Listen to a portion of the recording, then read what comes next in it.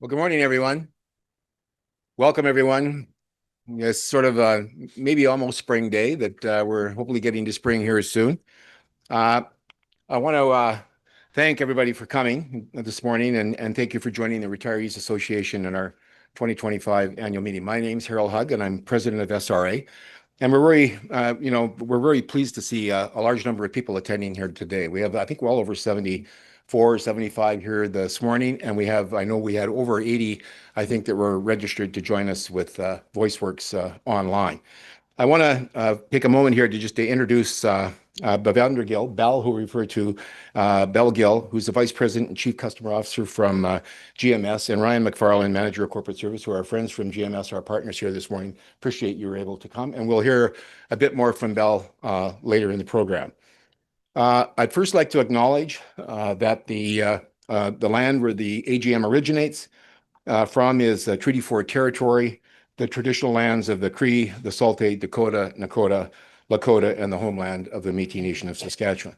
And we've reached by far our quorum, so I will now officially call the meeting to order. This morning we have both in-person and virtual meeting. So we have some kind of specific instructions that we kind of need to go through. So for those joining us on Webcast Canada, at any time you can ask a question or make a comment by using the Ask Question box on the right of your screen. And for those attending here in person, if you could raise your hand if you have a question and state your name and then use the microphone, somebody will pass the microphone to you so people here can hear you as well as the people that are joining us online can hear you. And I'd like to introduce Bill Thompson, who's our co-chair of our Growth and Communications Committee, and Shane McClellan, who's chair of our Membership Committee, who are helping us today with the questions and the voting that will take place, and they'll help us work through the agenda here this morning as well. I guess I should move the slides along. We'll also be doing a number of questions and motions today, so there's a bit of a process for that. So through the meeting this morning, there will be a need to deal with various motions to complete the business of SRA, and we'll be asking for a mover and seconder from the live audience here just to make it a little bit easier. And then we'll launch the vote for our webcast members first, and then we'll have the vote here in this room. And then once we have the poll results, we will launch the vote here, and we'll know whether the motion's been carried or not. And I guess what we'll do is we'll allow about 45 seconds for the folks online to vote, and then we'll vote in this room. And we'll show the results of the poll then, and then declare the results of the vote either passed or not. And for an example, I guess we just want to do it to make sure it works. I guess the example question this morning, we're not going to do the mover and seconder for it, but we'll just ask the question, and this would be for the folks online first. Do you like cream in your coffee? Yes or no? And I would ask for the vote online. See if it works. Fingers crossed, everyone. Do we have a result?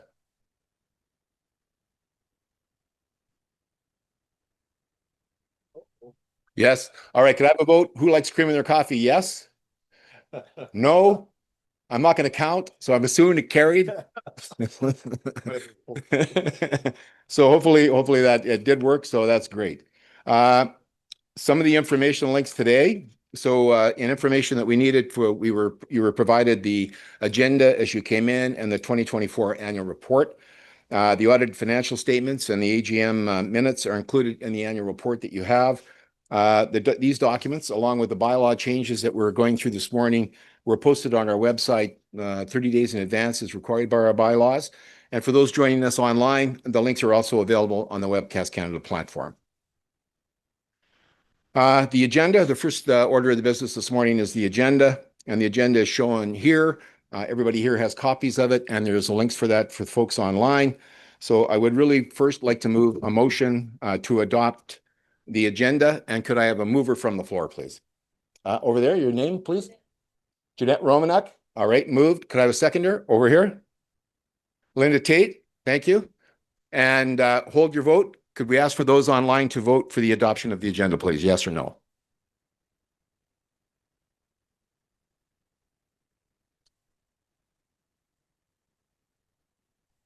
Have a result? 45 seconds. Okay. Okay. I'm just so excited.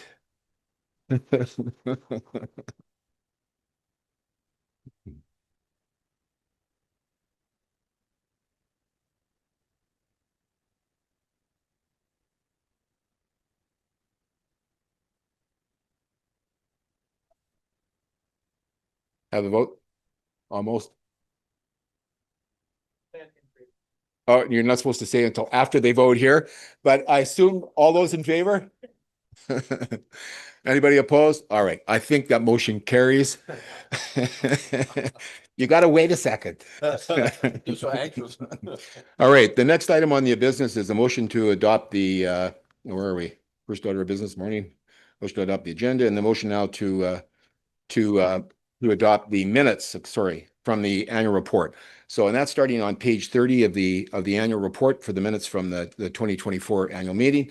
Are there any questions or concerns or comments with respect to the 2024 minutes? Any questions online, you guys? Any questions here? All right, then I'd ask for a mover for the motion to accept the minutes. All right, Anne? Sorry, back there? Your name? Yep. Penny Anderson? All right.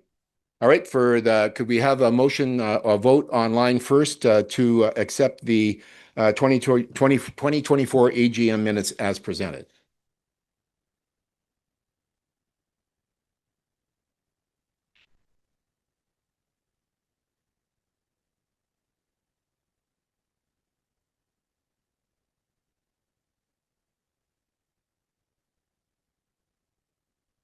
You're up next.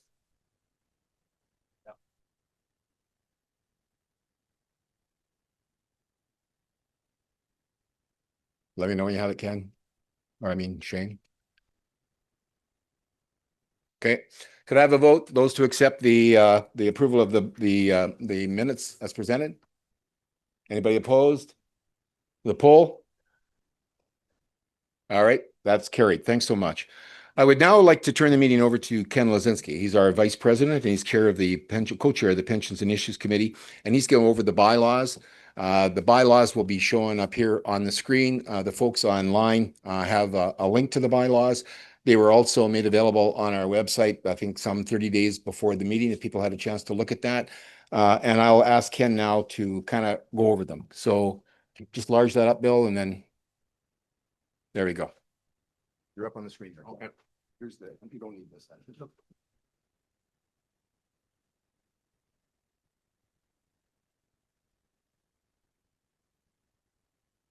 So move this aside for a minute here. Okay. So good morning. As Harold indicated, the bylaw changes were posted on the website and folks were notified about it 30 days as required in the bylaws. And I just want to provide a couple of opening comments before we go through them in detail. We had added the word executive to the bylaws. After consideration by the Governance and Nominations Committee, it was decided that this was not required, so it'll be removed, but it doesn't change the content of the bylaws. There was some minor editing adjustment, or actually minor editing adjustment to 12.3, and we added a pursuant 12.2. You'll see that as we go through. And then there may be some renumbering required because the table of contents won't match up with what's in the bylaws. That does not affect the content at all of the bylaws. So just to provide you that information. And also, as we go through here, you'll see items highlighted in green, which means those are the changes being recommended by Governance and Nominations Committee. And in the yellow shows text that's going to be removed. So if we can start, please. And I think it's not till about page, well, there's no page, but item 5.3 would be the first one, Bill, that there's a change on it. There we go. Okay. So it's honorary lifetime members. We're adding the word lifetime to this bylaw. And as you can see in the text there, basically it's editing for the most part. I mean, there's nothing really changed there. You'll see the word governance and nomination. That's the new name of the nominating committee, okay? And it's actually a larger mandate than just the nominating. And you'll see that throughout the document, okay? And so, just so you're not confused, so it's honorary lifetime member, anything in green is being added, anything in yellow is being removed. As you can see, all we're be removing basically is the word nominating and the word lifetime or honorary because we're putting it in front of lifetime. Okay, so moving on to item 6.1.1, membership dues when applicable. If folks will recall, I think it was a couple of years ago that membership dues, it was decided to be waived. It was at an annual meeting. But we just decided to put that word in there if in the event down the road the membership decides maybe we do need membership fees or whatever, they can be applied. So all it does is just clarifies it. Right now there are none, other than if you become a member of the health or dental plan. Okay, moving on to Board of Directors and item 8.4.1. And I mean, if there's any questions, people are unclear about something, just raise your hand, please. Okay, so we're adding the word two additional consecutive terms, just to clarify that. Okay, because you can actually be a member or a board member for 3 terms. So that's just clarifying that point. Okay, so moving to item number 9, officers of the association. And as we indicated, we'll be removing the word executive because it's not required because the officers are in fact the president, the vice president, treasurer, and secretary. And so wherever there was a suggested change of executive, we actually won't be proceeding with that. Moving on to item number 10. Thank you, Bill. Okay, so we've added a couple of new bullets for responsibilities for the president, trying to align. We now have job descriptions or position profiles for each of the executive positions. If folks want to see them, they're welcome to take a look. Eventually, I think we'll have them on the website, but we've added 2 new duties, so I shouldn't say new added, they always were there. We just put them into the bylaws. And that's 10.1.6 and 10.1.7. Okay, moving on to vice president. And that's yours truly right now. So, okay, it's just above the secretary there, Bill. Yeah, thank you. Okay. We're removing 12.1 Roman numeral 3. Yes, and then we're adding some items highlighted in green, as you can see. So it's basically what it says here is from time to time the vice president may have to pinch hit or fill in for the president. Moving on to secretary and also for treasurer. I mean, basically it says there that they shall, I mean, all 3 of these talked about chairing committees struck. Well, generally that's decided by the board anyway, so it doesn't need to be in the bylaws here. So we're moving that from 12.1 Roman numeral 3 to 12.2 Roman numeral 5 and 12.3 Roman numeral 4. And the one thing we did add to the treasurer, this was always the case, but the treasurer shall act as the chair of the finance committee. Okay, moving on to item number 11. Now, as a result of the organizational review that was undertaken by SRA about a year ago, there were some changes in committee structure or new committees added. So membership committee is the name of the new committee. And then we have, or the revamp committee. And we also have growth and communications committee, because it used to be membership and communications. And we also have a new committee called Governance and Nominations, which replaces the nominating committee. So this just reflects the changes of the organizational review that was carried out for SRA. Moving on to item number 12. Any questions? No? Okay, so item number 12 talks about the Governance and Nominations Committee. It used to be Nominating Committee. And this is where there are some changes because really, uh, this committee uh, is responsible for nominations that will take place a little later today.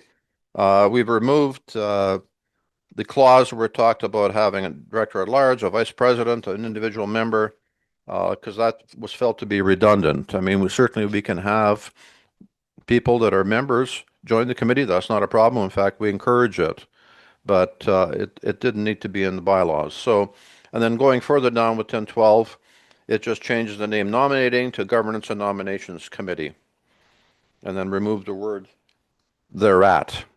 Okay. So election for directors. Again, the name of the committee is changed to Governance and Nominations Committee. Straightforward. That's 13. Sorry, I'm getting ahead of you, Bill.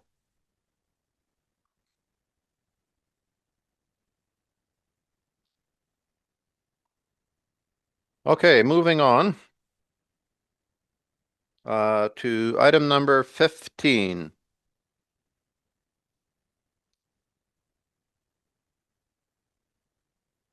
Okay, so we're removing the word I mean, it says executive. Each elected executive director will remove that word. So it's not required under voting.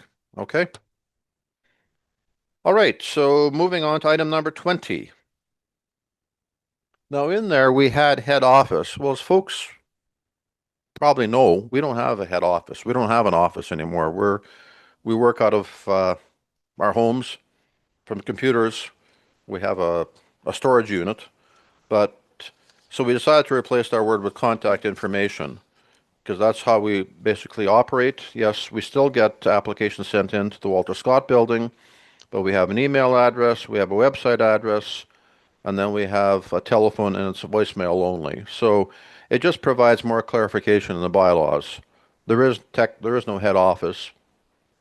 I mean, maybe down the road there might be, I don't know, but right now it provides you your contact information. Moving on to item number 22.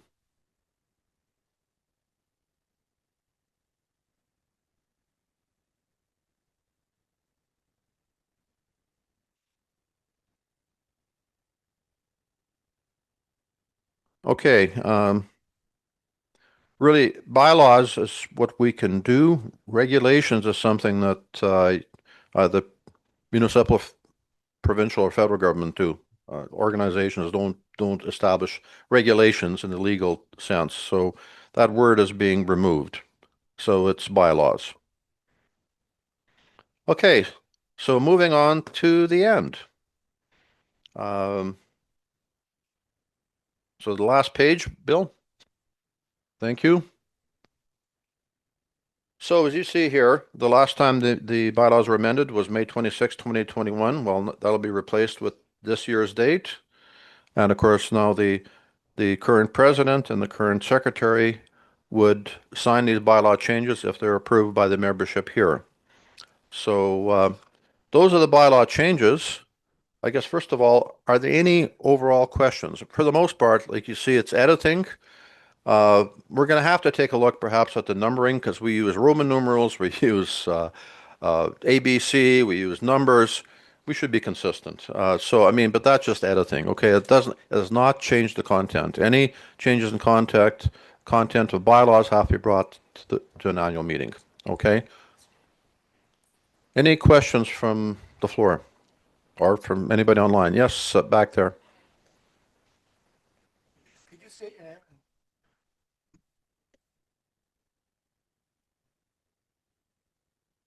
Sorry? Oh, down on here? I don't control that. Can the volume be turned down? Oh, and people online want it to be turned up. Okay. We'll try not to speak so loudly. How's that sound? I don't know. Okay. Anything else? Yes.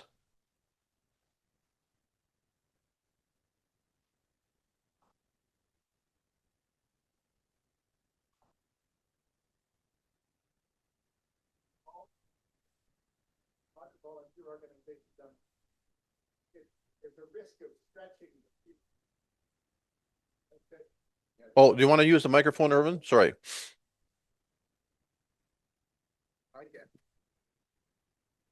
Okay, it's Irwin Blank here, and I just had a question about the additional committees that were being added to the board of directors.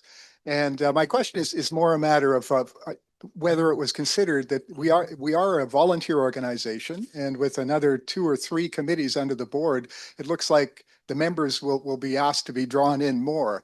Was there a discussion about, is there that capacity? Is that there that level of engagement to be able to fully staff all those extra committees? I'll let Harold respond to this because some of them are just restructuring of committees, Irvin. So, Okay. and new names. But I mean, has there been expansion of duties? Yeah, and several people wear numerous hats. Yeah, thanks, Erwin. Yeah, I'm going to talk a little about that when I speak about some of the organizational review work we did and some of the different focus that it was kind of giving us to kind of look at different committee structures. Growth is really important for the organization. So that was really, we had a bit of a ad hoc committee before that was dealing with growth, but then we decided to formalize that into a formal growth and promotions committee, and we moved some components of membership committee over to that. And then membership became pretty well exclusively on membership. And then with nominations, it was really about almost exclusively nominations. But there really wasn't a place where we were really focusing on policies and those types of things and keeping track of the policies and updating them. So that's why we created a governance committee, which was more focused on that. So it may have resulted in a bit more work, but there was a more balancing of work as well. So I think it's kind of straightened itself out. But we are a voluntary organization, and we can only do as much as we can as volunteers.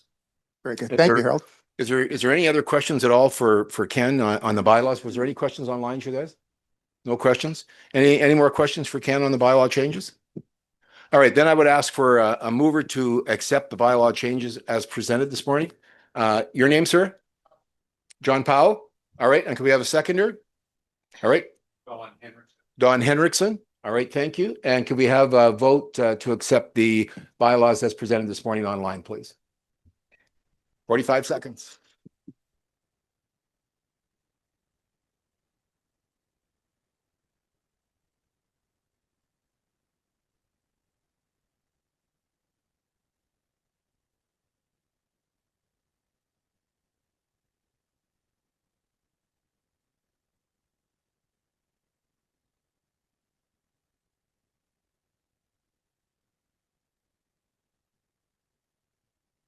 Result, Shane? No. Okay. All right. He'll yell him out. Oh, don't yell him out. Just tell if you got him.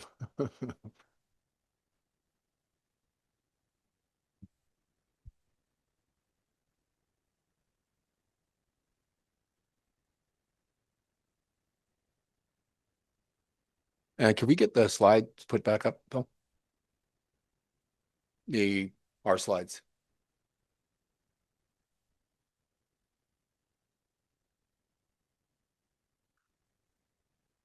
All right. Could I have a vote for all those in favor of accepting the bylaw changes as presented this morning? All right. All those opposed? The poll results? 100%. All right. Yeah, it looks like that passed. Thanks so much. Bill, we need to move on to slide 10, I think. Great. Next one. All right. Now it's, I guess what we're going to do now is we're going to have a discussion of the board and committee reports. And we move on to that. I guess we're going to allow questions. I guess we'll play that a bit by ear, but we've only got so much time this morning, and if we get lots of questions, we might have to manage that a bit. But we'll see what we can do. But after each committee report, we'll ask for questions, and then at the very end of all the committee reports, we'll ask for a motion to accept all of the committee reports as presented. So maybe with the next slide, maybe I guess I change that. Okay, I'll do it, Bill. Again, I'm Harold Hugg, and I'd refer to you page 4 of the annual report. And as mentioned, I'm president of the Saskatchewan Retirees Association, and it's really a pleasure to be with you guys here today. And it's really great to see the number of people that have come out this morning to share us and work with us on the annual general meeting, and the number of people that are sharing us online. It sometimes makes the meetings a bit more complicated because we got to do the voting online, but it's really great that we can have people from across the province and our members from wherever they are able to attend the session. And I really want to thank you for being here. And more importantly, I want to thank you for your continued engagement and the belief in the work that we're all doing together as part of the SRA. And as you all know, SRA is governed by a really dedicated group of volunteers, and they're supported by 7 equally committed volunteer committees. And our board of directors are actively engaged in really all aspects of SRA, you know, from processing membership applications to hosting webinars to engaging in strategic discussions with our key partners and stakeholders, and generally involved in all aspects of the organization. So I want to take a moment to introduce your board of directors this morning. First, Bill Thompson. He's over there. You already met him. He's co-chair of our Growth and Communications Committee. Ken Lazinski, our vice president and co-chair of Pension Issues Committee. Chris Olson, who's at the back. He's wave Chris. He's our chair of the Finance Committee. We have George Meredith over here. George is our secretary. You saw a smiling face when you came in this morning. May Smith. Is May Smith? Where is May? May's right here. And John Mowbray, who's co-chair of Pensions and Issues Committee. Beatrice Ringlinger, who's chair of our Governance and Nominating Committee. Shane McClellan, who's chair of our Membership Committee. And Brian McKay, who's here this morning. Well, thanks very much. Can I get a round of applause for our board of directors? They do hard work. Yeah, this year the board's been preparing for something really quite special. It's our 50th anniversary, and that's 50 years that this organization has been around, which is really, really incredible, actually, when you think about it. And it reflects not only the longevity of the organization, which it is, but also the passion, the hard work, you know, the many volunteers and the members who have built and sustained the organization over the decades. You know, the they're working hard to ensure that this year, our 25th anniversary, is a year to remember with meaningful celebrations and initiatives that will, we think, benefit members for years to come. So this included the introduction or the launch of the Legacy Scholarships. These scholarships will provide financial support for post-secondary education for SRA family members, with a special focus on students pursuing careers in healthcare disciplines that support the well-being of seniors. We believe this is a powerful way to invest in future generations while honoring the legacy of our membership. Also, SRA has been proudly supporter of the Saskatoon Spotlight on Seniors. And in honor of our 50-year celebrations this year, we'll be inviting SRA members to a complimentary luncheon as part of that event. This is in October, and this will be a great way to connect with the team and a great way to work and work together. And information will be coming on that later. We're also planning on a special 50th anniversary membership event this fall in Regina. And once we have more information on that, we'll be sharing that with members as well. So to continue to improve, we actually partnered, and this sort of speaks to Erwin's question earlier, we partnered with Praxis Consulting last year to undertake a full review of our administrative processes and organizational structure. And the goal was really to identify opportunities to become more efficient, effective, and sustainable as we move forward as a volunteer organization.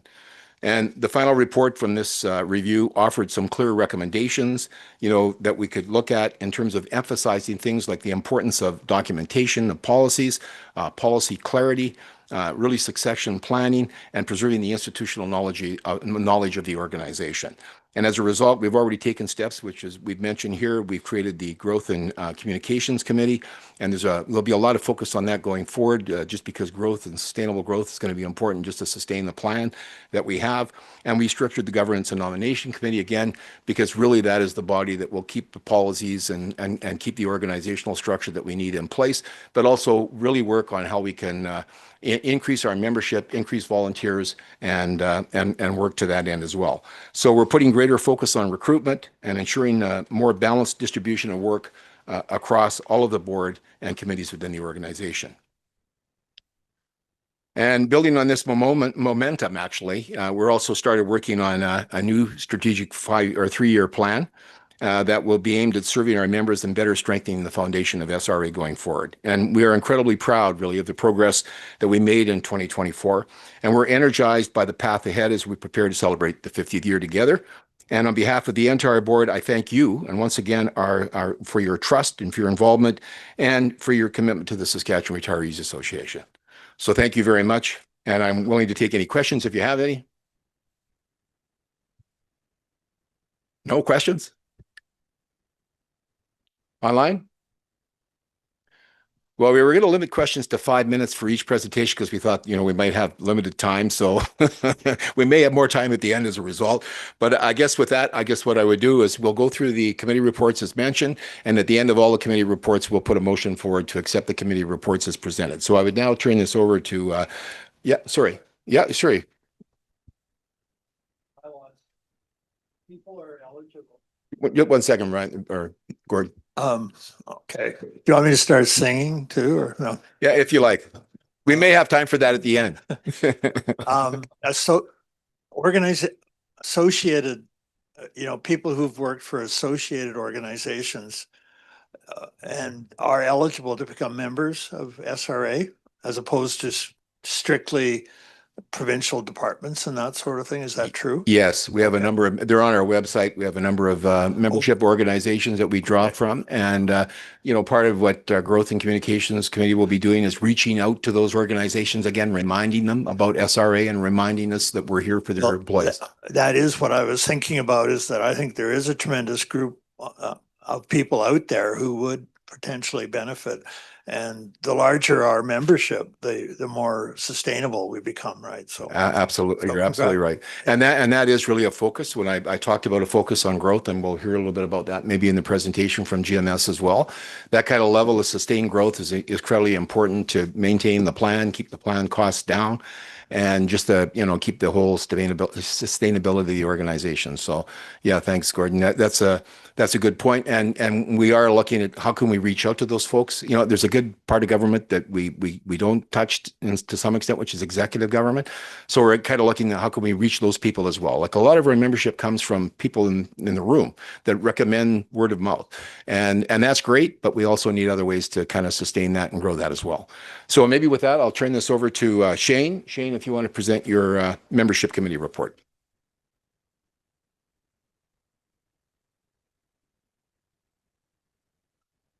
I'll just move it on to your slide. Sorry. Should have done that. It is membership. Sorry. Yeah, so just to highlight some of the items in the report that we published. Don't want to repeat it all, but basically the membership committee, which I believe are all here present today. That is myself, Harold Hugg as ex officio, Randy Dove, who you'll hear from a little bit later, Lyle Fluter, Penny Hendrickson, and Brian McKay. So great team to be working with, and appreciate all of their help. So I'd like to just give them that thanks and recognition here. Just over the last year, we've been recognizing a lot of changes within the organization, as you've been hearing, and the membership has been working to keep up with that. And we're developing a number of changes that we need to do in order to manage our data better, to work better with growth and communications. And so we're looking forward to even more developments in the next year, working a little bit closer with GMS to get better statistics that we can report back and try to factor that into our growth objectives. So our average membership age is approximately 70. And so, as was mentioned, we need to keep growth going, and we need to keep getting new members in there in order to keep our management, our health and dental plan sustainable. So that will be part of our objectives.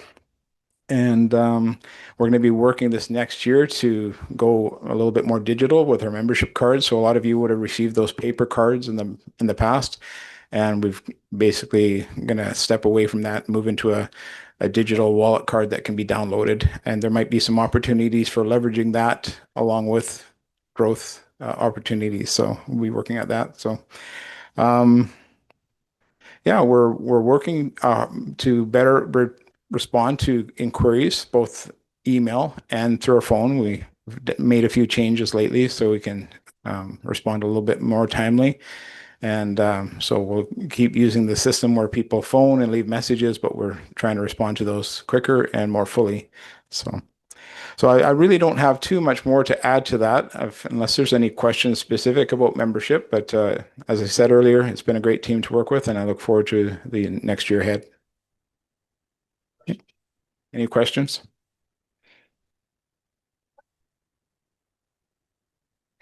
Our total membership is approximately 4,500 now in terms of SRA, and that would be a combination of people from all across the province. I did a little bit of statistics. It's nothing official, but our membership seems to be like 50% of our membership seems to come out of Regina. Of course, Regina is capital of the province, and so we have a lot of government agencies here, so that shouldn't be a surprise. But interesting, we have members that come from all across the province. In fact, we have members that are across the country and most of the other provinces. A very small amount, probably less than 1% in terms of outside of the province. Most of them are here. And yeah, any other questions?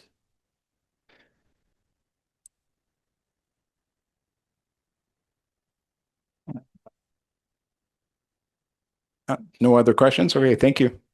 Thanks, Shane. All right, I'd now like to turn this over to Bill Thompson from our new Growth and Communications Committee, and Bill will present the Growth and Communications Committee report.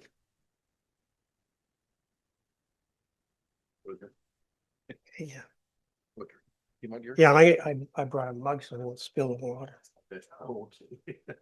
Morning, everyone.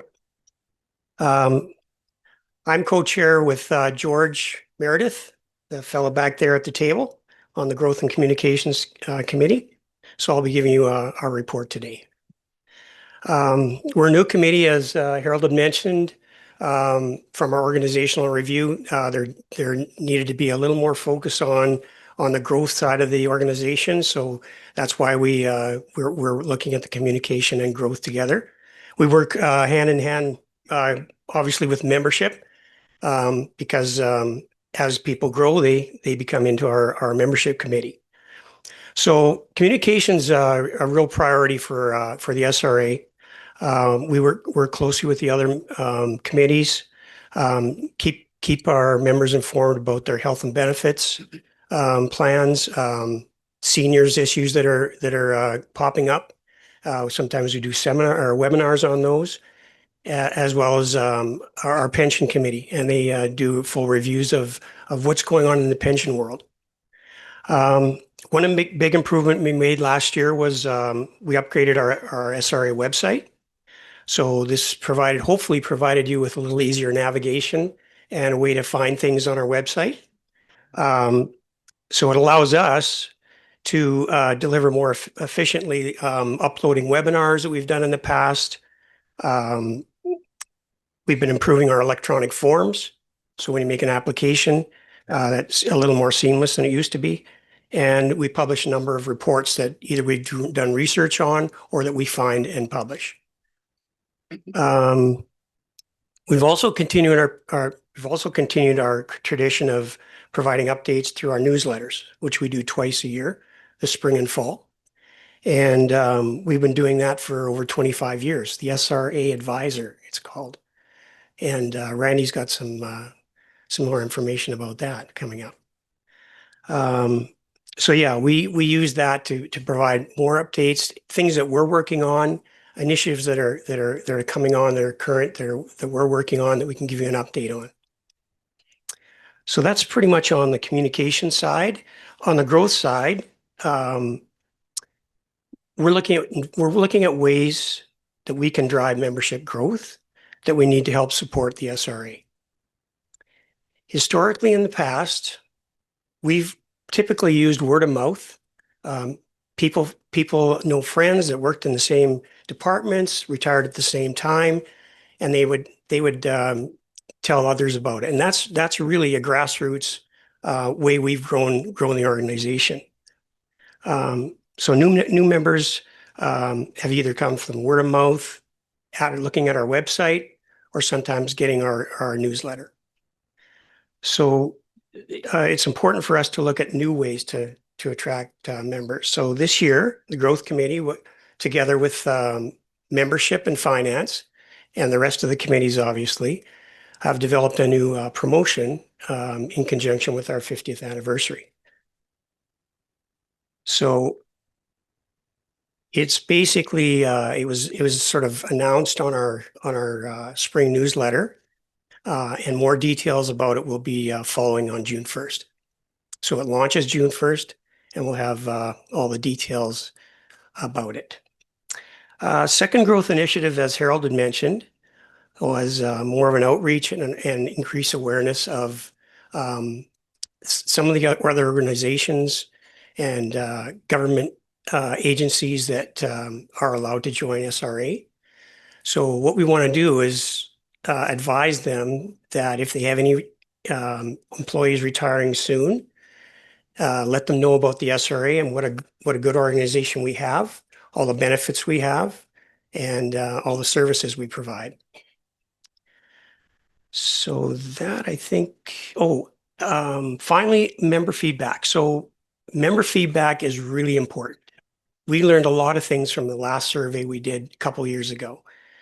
And we used those comments and feedback to make changes that we could make to our processes. So we're planning to do another one, I think likely in the fall or early new year. So we really value your feedback. So any comments you have, suggestions, we'll have questions we're going to be asking you, but we would really appreciate that feedback from you. So with that, that concludes my report. I would just like to acknowledge and thank my co-chair, George, who's always on board when we need him, and the other members of the committee who are Beatrice Rainier and Harold Hugg. So thanks for all the support for the year. Just open the floor for questions.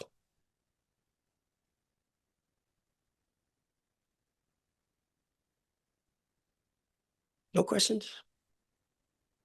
Okay, good. Thanks, Bill. Well, it must be good reports, eh? No question. It's my turn again. I'm also chair of the Group Benefits Committee, and I refer you to page 7 of the annual report, which is the report of Group Benefits Committee. And I'd first like to introduce and thank the other members of the Group Benefits Committee, which includes Erwin Blank, who's here this morning, Randy Dove, who's here this morning. You'll hear a bit more from him later. From May Smith, who's over here this morning, and Beatrice Rainier, who's on Group Benefits as well. And we also have our friends from GMS, who I introduced earlier. There was Belle Gill and Ryan McFarland, and you'll hear more about from Belle in just a few minutes. So last year was a really busy year for Group Benefits Committee, and this included really a detailed, in-depth conversations that we've been having with GMS over the last number of months, regarding changes in their delivery and what they're doing and how they're changing the way that they do business to increase the opportunity to engage with their clients, which are our clients as well. And also looking at our own health and dental plan and what we could sort of look at there. The conversations began early in the year with the meeting with the GMS executive and then carried on throughout the year. And I'd really like to say that, with part of those discussions or almost all of those discussions that we've been having with GMS, they were participated in by Belle, who's a VP, and we also met a few times as well with Mark McLeod, their CEO. So I think in that they're certainly taking that serious in those discussions. We felt that was an important engagement and felt good in terms of the partnership and discussions that we were having. We also had a very well-attended webinar earlier this year, one of the largest that we've had so far in terms of attendance, which was on April 22nd, where GMS provided information on some of their changes as well as some of the things that were taking place with their portal and those types of things as well. And, throughout this comprehensive review, we concluded as a committee, that the current plan really does offer really an excellent level of service. And therefore, we agreed that we'd make no major changes to the core that we were providing. But we did hear your comments about looking at options, and with the changes that GMS were making, allowed us to look at things a little bit differently as well. So with that, we will be able to have an option to increase drug and dental coverages if people choose to do that for an additional cost. And Belle will speak a bit more about that in her presentation. On travel coverage as well, we've gone from 1 million to 5 million in terms of coverage for travel, lifetime coverage. And we've been discussing with GMS the possibility of looking at extended days beyond our current 60 days. And that would be an add-on as well, but that's not ready to go on July 1st with the renewal. But we are continuing to work with them with hopefully seeing that coming in the not too distant future. I'd also say that we're moving towards a new agreement with GMS. This is something that we took a 1-year renewal last year, and we're looking at a renewal that will go on from that this year. And the community feels that this would allow for sort of continued and long-term stability discussions with GMS, and also looking at future enhancements that might involve the needs going forward. So in talking with GMS, they're certainly thinking that there may be opportunities kind of going forward in terms of things that they'll be able to do now that they weren't able to do before with their previous platform that, could be benefit to our members kind of going forward. And we're excited about that, excited about seeing some of those changes taking place over the next few years. So maybe with that, what I'd like to do is introduce Bavander Gill, who is the GM, Vice President, Chief Customer Officer for, I guess I should have moved this one forward, who's the Chief Customer Officer to give her presentation on the changes coming to GMS and talking a bit about our plan as well. So, Belle? I think they're going to get your presentation up there. Here's your mover. My clicker. Yeah. Thank you. Good morning, everyone. Thank you very much to Harold. And also I'd like to just say a big thank you to everyone on the Benefits Committee. We've had a lot of very open conversation, and I really do appreciate all of their feedback and input into making this a really special plan for all of the membership. And thank you to all of you for what an incredible achievement of 50 years of the SRA, and congratulations to everyone on that. We are incredibly proud to be partnering with the SRA, and I think, over the last few years, we've realized there's a lot more we can be offering and a lot more we can be doing for the membership too. So it's been a great few months working with the committee on how we can kind of actually start to improve that experience for the membership. So really pleased to be here today and to be able to share that with you all. I do have a pretty detailed slide presentation, lots and lots of numbers on here. So if there's anything that's not very clear as we walk through this, please do let me know. There will be time for questions, and Ryan and I will both be around over lunch too to answer any other detailed questions that people might have. Oh, my clicker. Okay, in terms of the agenda, so we've got about 20 minutes. We will talk about how the plan has been performing. There's a lot of detail, like I said, and it's actually detailed in the annual report, starting on page 7. We'll talk a lot more about what's happening with growth. So great to hear that that's been a significant agenda for the SRA and going forward as well. So we'll talk through a little bit around that. And then, as Harold mentioned, there are some changes to the plan that we're really pleased to present. These are the starting point, if you like.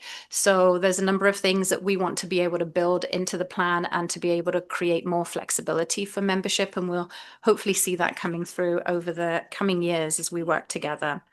We'll talk a little bit about the online experience.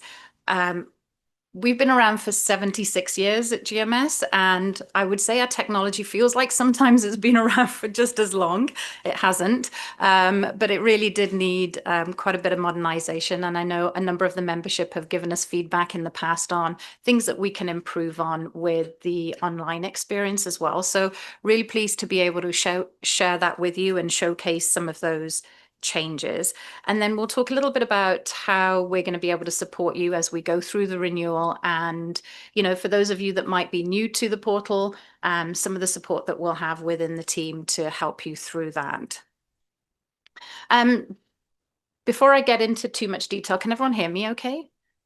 All right. Let me know if I'm cutting in and out. I tend to move around quite a bit. So, okay.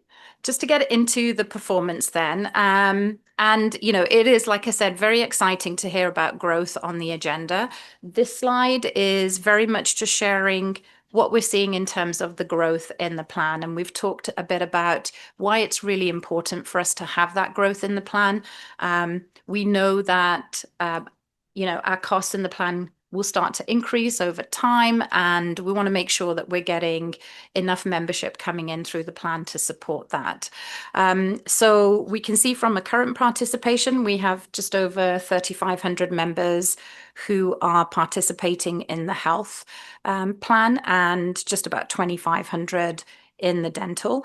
So the dental plan is more of an optional plan piece. So that piece, is a little bit different in terms of what we see from a membership point of view there. So we are seeing some increase from last year, but you can see from the graph further out on the right that actually our average membership age is going up, so we want to be keeping an eye on that and trying to keep the growth in the plan to keep that number low. But also you'll see from the overall graph that actually our membership growth has been slowing down a little bit. And so we're expecting, or we're projecting it to be around 5% for the remainder of the year.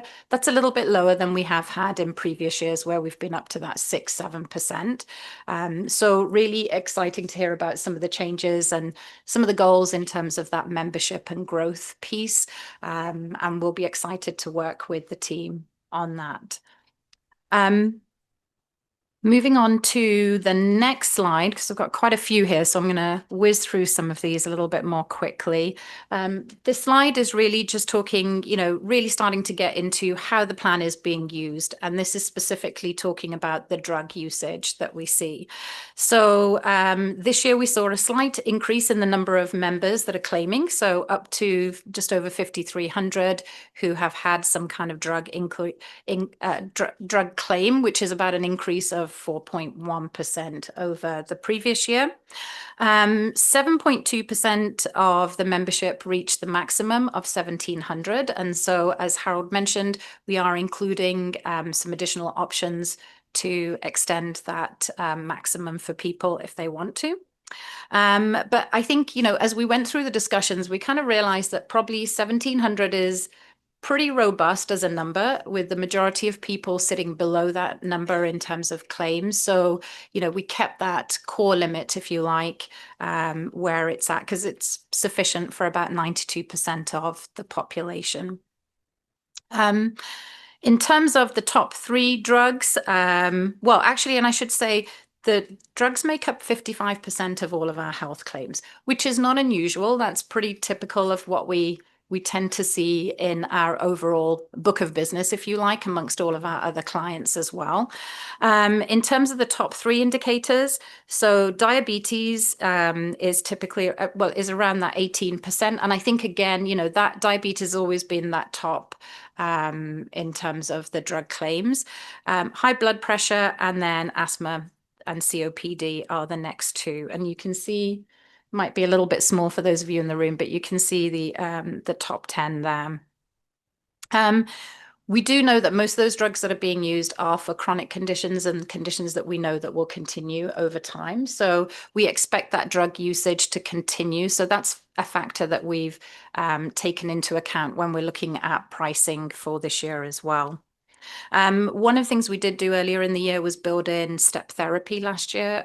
So just really trying to manage the cost of the drug. So making sure that people are taking the level 1 drug before they're moving on to level 2 and level 3. So drugs like Ozempic, for example, making sure that it's available for people when they need it, but it's not the first drug that we're going to. So that'll just help us balance more of the cost within the plan over time.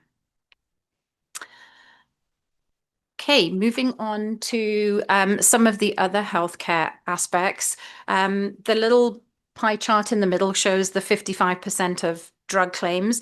The remaining health claims you can see on there in the yellow is practitioners. So that's our next big spend, if you like. And the light blue is the 12% on vision. So on practitioners, we actually saw an increase again in this last year, just over 9%. Not as big as the increase we've seen in previous years. So this, but it is something that we're keeping an eye on, and it is something that actually we're going to make a few changes on in terms of the plan too. So right now we have a unlimited benefit with $400 per practitioner, and we will be putting a maximum on that of $2,000, but still remaining with the $400 per practitioner. And when we did the research and looked at that, there's maybe only 1 or 2 individuals that would have exceeded that 2,000 amount. So we're pretty comfortable that the majority of people are not getting anywhere near that $2,000 limit, but it will allow us to keep the costs and the price of the plan within a limit over the coming years. Oh, sorry.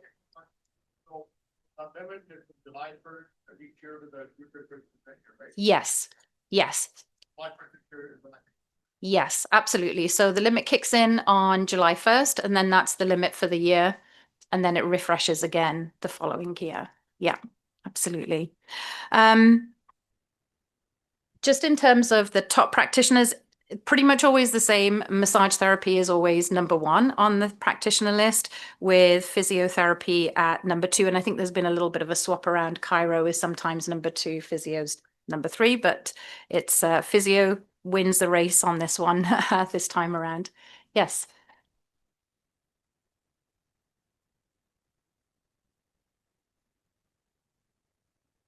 Galen Weir, sorry.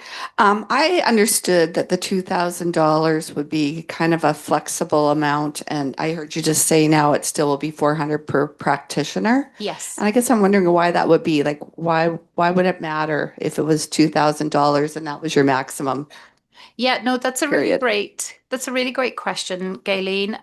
Just as we were reviewing it, we decided to keep it to 400 just to allow for the balance of practitioners. But that's a great suggestion. That's something we could take forward as a future consideration when we're looking at the plan design.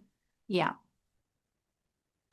The other pieces on here. Oh, sorry. It's another question. Sorry. Chris? Jeanette Romana, is a clarification. So is the limit 2,000 per practitioner or a total 2,000? It's, oh, sorry, Jeanette, it's a total 2,000. Yes. 400 per practitioner, up to a maximum of 2,000. Yeah. Okay. Just moving on a little bit then, in terms of the other category, which is another significant piece, we have a number of things that are lumped in here. So we have, everything from diabetic supplies, orthotics, walkers, all that kind of stuff is in here. So typically we're seeing about 44% of that spend in the other category on diabetic supplies. And the remaining is on those other categories kind of pulled together. So 47 on diabetic supplies and 44% on some of those other pieces. So, and again, we predict a bit of a moderate increase in that. That's something that we know will continue as a pattern. That's typically been the pattern for this plan all the way through. So again, we're going to see a little bit of an increase in that. Vision, on the other hand, we saw a little bit of a reduction this year, so -5%. It's a 2-year plan. So typically we see a lot of renewals in 1 year and then slightly fewer in the next year, and then it'll pick up again. So the projection is for next year, we might be looking at more around a 15 to 20% increase on that, just as people start to renew, get new glasses and eye exams and things. So that's basically kind of where we are from a healthcare overall point of view. This next slide is just kind of pulling it all together. So average claim per retiree, we've seen a little bit of a dip in that. So down by 2.5% year on year. But overall, and this includes the travel piece. So I'll go on to travel next. But we are seeing a slightly different pattern in terms of travel. So the overall increase that we're projecting for this year, just on the health piece, is 5.16%. So, and that's reflecting the year-on-year changes in the overall claims pattern, which is the 2%. We are expecting that pattern of drugs to continue into the future. And we're also expecting, some of those claims continuing on that other category and vision as well for next year. So it's just really getting us set up in line for next year's renewal. And I would say, as we're going through this, one of the things we're trying to be very mindful of is maintaining that rate stability. So, I know we had a bigger increase last year, and we've seen inflation, we've seen an increase in cost of healthcare as well, but we're trying to maintain that and keep it balanced as we go forward. On the travel side of things, travel is a lot more volatile. So the way we pool all of the claims, so it means we kind of take all travel claims together at GMS, which includes the SRA claims, and then that kind of evens out the volatility a little bit. So making sure that the claims are protected by being pooled, we do have a charge for that, and that's the 7.5% charge that we make each year. And we use, by having it set in our pool, then we're able to set rates more evenly across the pool as well. So in terms of how the pool has been performing, we can see that kind of from this diagram here, from this graph, the claims have been higher in the last couple of years than that break-even point. So claims are higher than premium. And then we're also looking at what the performance is projected to be going forward. So on the far side, some of the things we've been taking into account from a pricing point of view is the increase in the maximum that Harold mentioned, going from 1 million to 5 million. And then also, we know we've got some pretty big travel claims at the moment that are just going through adjudication, which are going to come to about, just under $1 million. So that's part of what's also affecting the pool. So changes resulting from the plan design and the impact of claims. We're looking at moving that travel charge to 9% for the next year. And that'll get incorporated into that 5.16 for health as a total. So the two get combined together. Are there any questions? Yes. Not strictly. Oh, Do you want- I think they can hear me anyway. No, they can't hear you. I think they can't hear you online, Brian. Hello. Are these claims here, are that just SRA or is that the total claims for the whole? No, this is GMF? just SRA. Just SRA and Yes. the medical and all that was all just SRA also? Yes. Okay, thank you. Yeah, these are only SRA claims. Yeah.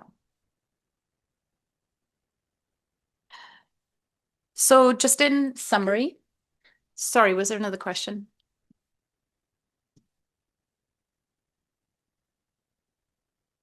Colleen Sampson speaking.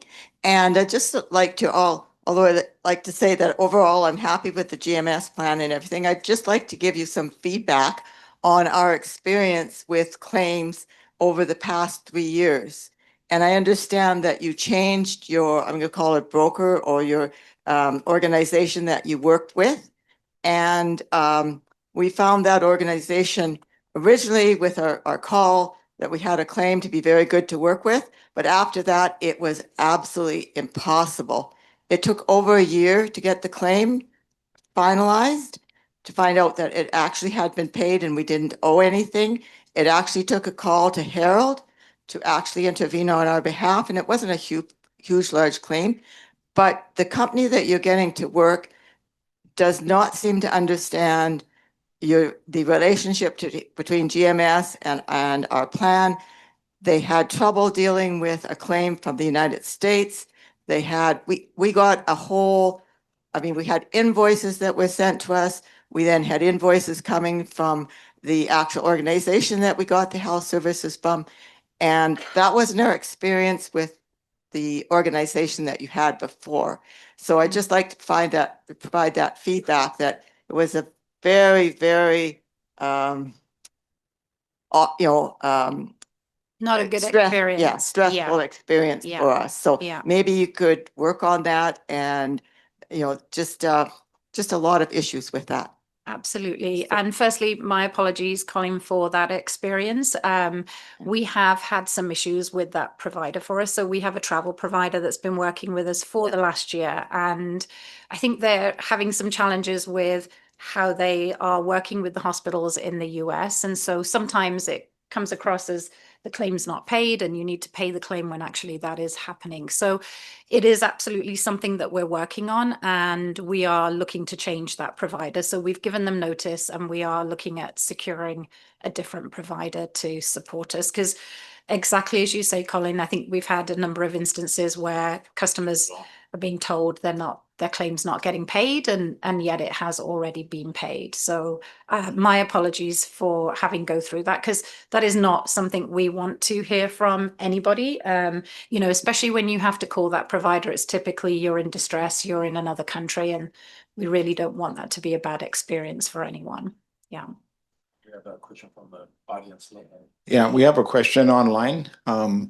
It's regarding dental. Is it possible to negotiate a change to the minimum 1 year period for dental checkups? Over time with bookings at dental offices, appointments move further and further out, in some cases by months.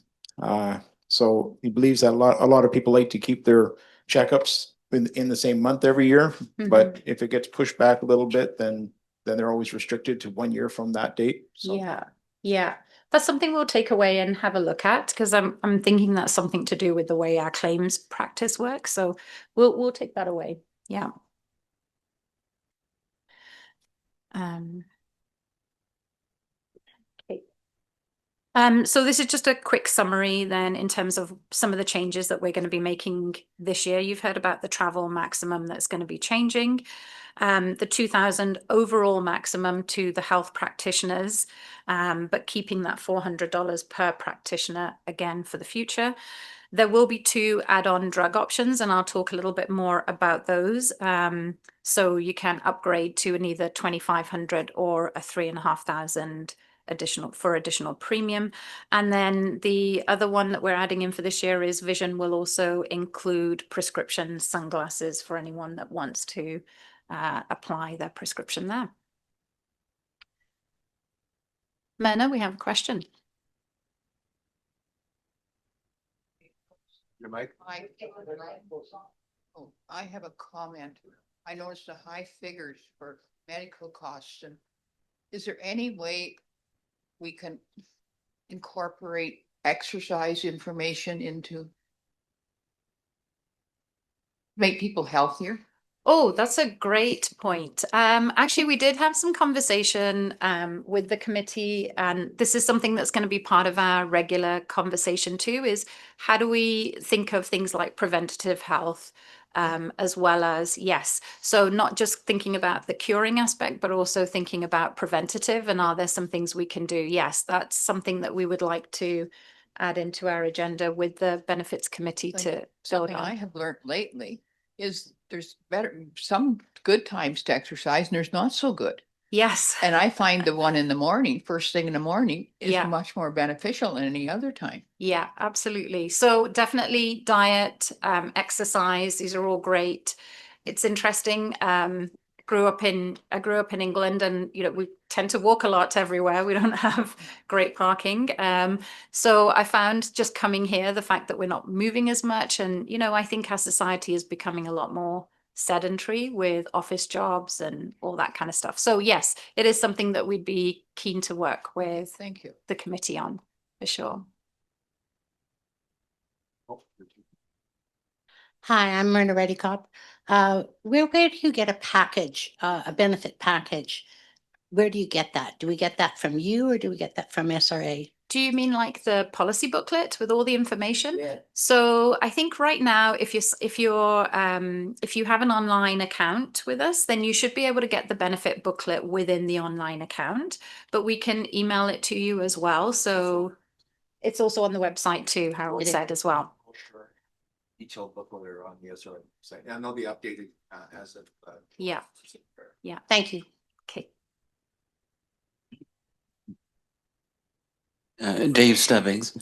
Dave. Is it possible to also look at this topic you were just mentioning, whether or not membership fees to a gym would be considered part of the pro health idea?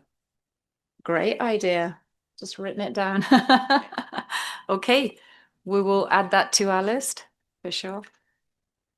It won't be for this year, though. Yes. Not this year.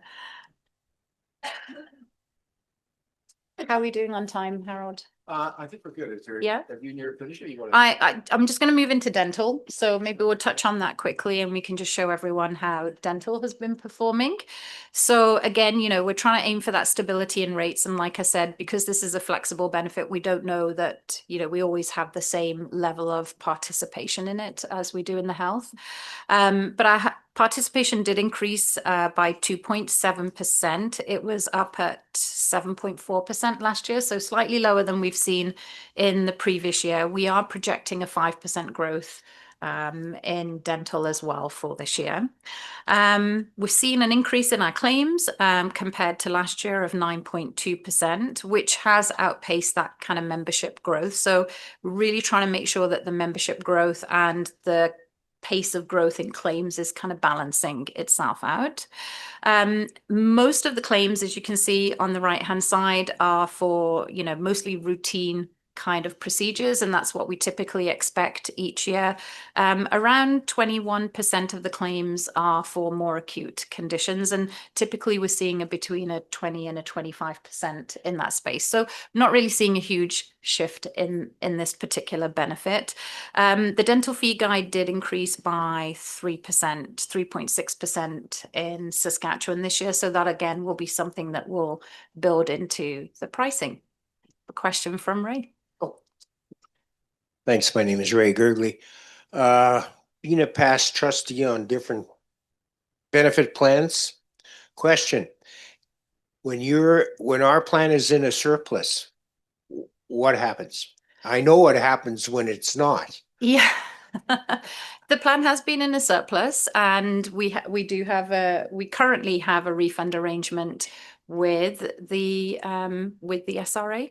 Okay, So that's I my think, question. Thank you. yeah. Yeah, currently. Okay. So just a quick one. It's sort of my own personal online, someone who couldn't come today. Is an SRA member. At some point in the past, she opted out of dental coverage. Yes. And she now is considering opting back in for dental coverage. So is there a process there, or is that not permitted? It's not permitted in with the current rules on SRA. Yeah. Okay. All right. Yeah. So once you've opted out of dental. Then you can't come back in. Thank you. Yeah. Okay, so I'm gonna just go through this a little bit more quickly. Just let Belle finish your presentation and then we'll just deal with questions at the end, because we are kind of limited by a bit of time. We still got a fair bit of program this one.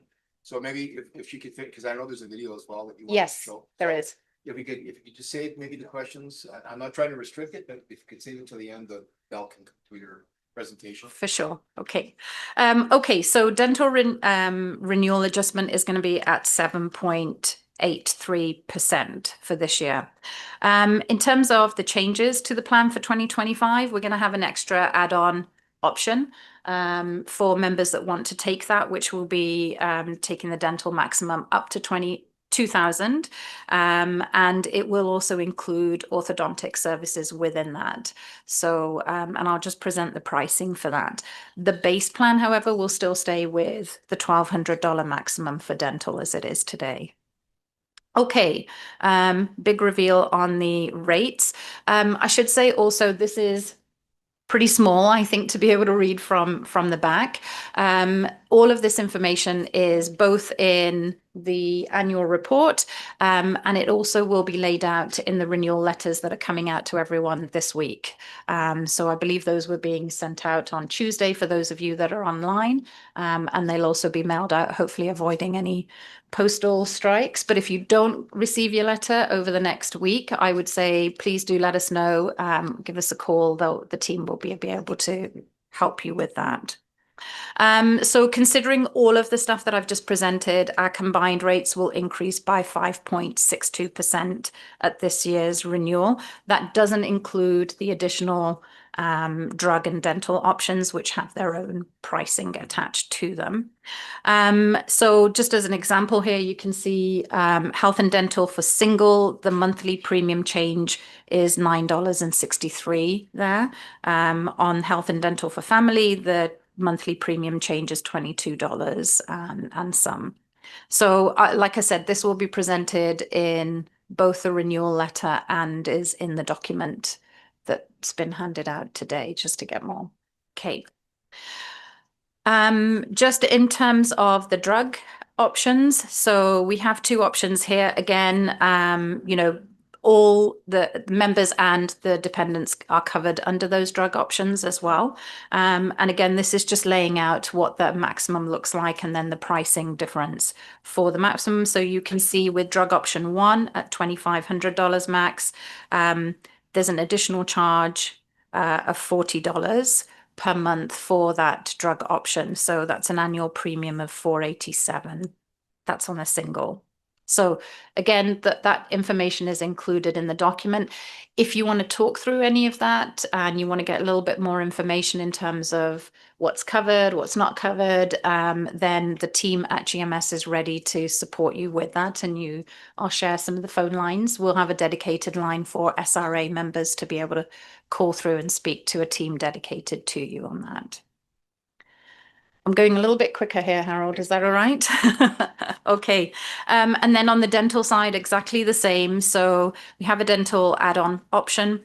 And again, we've tried to balance that risk and affordability piece. But again, we've tried to include some additional pieces like the orthodontic in that higher maximum. So you'll see the pricing there for the dental option. And then this last slide, I won't go through it actually, because I think this is going to get very detailed, but we were just trying to lay out so you could see that if somebody is just taking health with drug maximum of 2,500 and they add on the dental maximum of 2,000, the price here would be $246 a month. So we're just trying to put it all onto one spreadsheet. But like I say, that's also going to be in the renewal information that's being sent out to everyone. Okay, we're going to shift gears a little bit. So just talking about the new experience online for everyone. And if you have any questions as we go through, feel free over lunch to come and grab me on any questions with the renewal or benefits in particular. In terms of the experience, we are improving the online experience, so managing your account. For those of you that haven't got an online account set up, it doesn't change things, but I would really urge, if you can, to get an online account set up. That will make life a lot easier with communicating with you and sharing lots of information about your plan. And where you are with benefits, so you'll be able to see how much of your benefits you've used and what you still have remaining in that. The plan with the changes to the plan and the new portal go live on July 1. And like I said, communication's already gone out to the membership, but if for any reason you haven't received it, please feel free to give us a call. Or you can email us as well. The next video is just going to share just very quickly what that new experience is like. So it's giving you a little bit of a snapshot. I appreciate it's a short video. There's a lot more to the portal, but like I said, if it feels confusing or you want to talk through any of it, then by all means you can call us and go from there. Okay. Let's walk through the enhanced customer experience, powered by our transformation partner CoverGo, built in collaboration with GMS and tailored to address our customer pain points. Upon purchasing a policy, the system sends out an automated email to the customer sharing their receipt and confirming their payment. This is followed by a welcome email consisting of a one-page policy summary. Along with the previous 2 messages, the customer receives an email to activate their account at the click of a button. The Activate button redirects the customer into the portal to populate their address. This is followed by the verification of their email and creation of a password to log into the portal. Welcome to the newly revamped MyGMS customer portal. It's user-friendly, with policy and claim detail overview on the home page. Customers can access their GMS card anytime, anywhere. They can download, print, or take a screenshot of the card. All information relating to their policy can now be viewed and accessed with ease. Clicking View Policy opens coverage details. Benefits remaining are now in plain view, with progress rings providing a clear visual of the level and amount. Our customers want to make a claim? No problem. They can do so by clicking the Make a Claim button on the home page, or the Claims tab. Populate the fields required. The fields will alter based on their selection, which means customers don't have to fill in a ton of fields. They hit Submit and receive a confirmation email. Customers can track their claim status in real time. It's as simple as that. When claims are settled or additional information is required, customers are notified of the status change through their email. To empower our customers and make them self-reliant, the portal has a support hub which acts as a one-stop shop to answer their questions, providing quick links and material to guide customers. We are committed to listen, support, and guide our customers as we embark together on this exciting new journey of creating a new digital-first experience. We are just getting started. Stay tuned for more.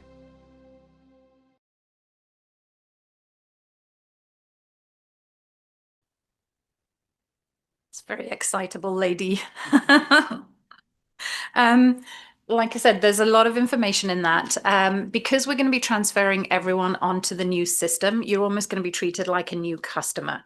So you will still be able to sign on with your existing passwords. There's no changes there. There'll just be a link, as it said.